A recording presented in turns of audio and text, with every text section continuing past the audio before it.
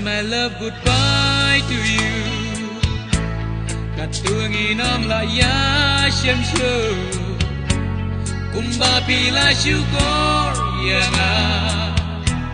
Ngaro ya pingam la Yesu.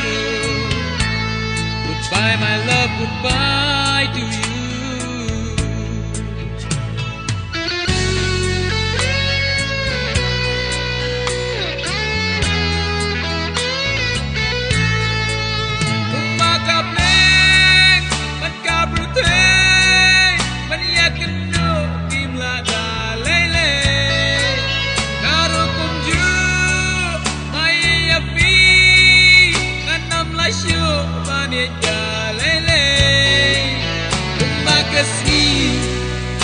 Ban sep no ya ka birthday na jingi ka do maru na pi wa ban chai no na ai tan kin tien ker ku ker do.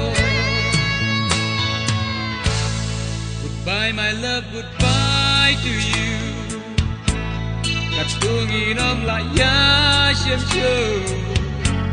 Kumba bila syukur ya nga. Ngaro ya pingam la Yesu. Goodbye my love, goodbye to you.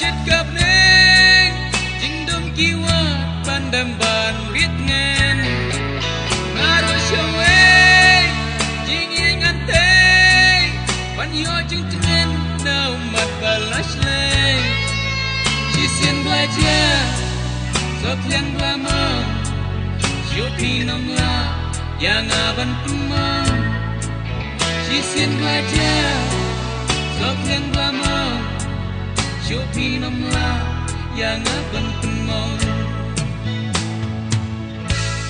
Goodbye my love, goodbye to you.